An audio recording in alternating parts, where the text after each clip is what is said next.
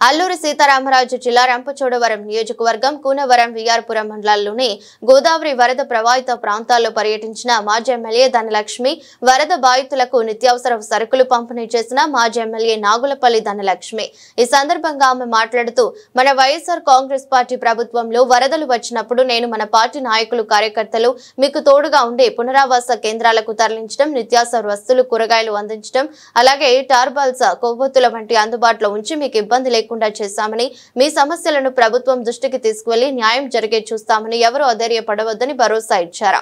కార్యక్రమంలో మండల అధ్యక్షులు అల్లూరి కోటయ్య, జడ్పీటీసీ గుజ్జా విజయ్, ఎంపీటీసీలు, సర్పంచ్లు, మండల నాయకులు, కార్యకర్తలు, అభిమానులు పాల్గొన్నారు.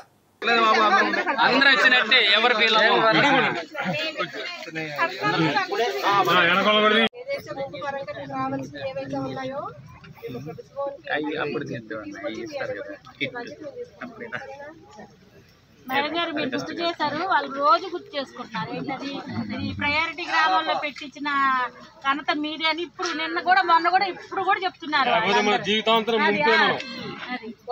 మొత్తం ఇన్ని సంవత్సరాల ముందుపోయి ఊరికి పెట్టించింది.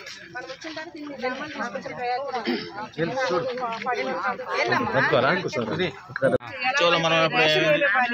హాస్పిటల్ గర్భిణీలు ఉంటే హాస్పిటల్కి తరలించడం కానీ పిల్లలు చిన్నపిల్లలు ఉంటే వాళ్ళకి ఫుడ్ కానివ్వండి, పేషెంట్లు ఎవరంటే బయటకు పంపించడం కానీ ఇవన్నీ కూడా మన గవర్నమెంట్ లో ఉన్న గవర్నమెంట్ చేసాము.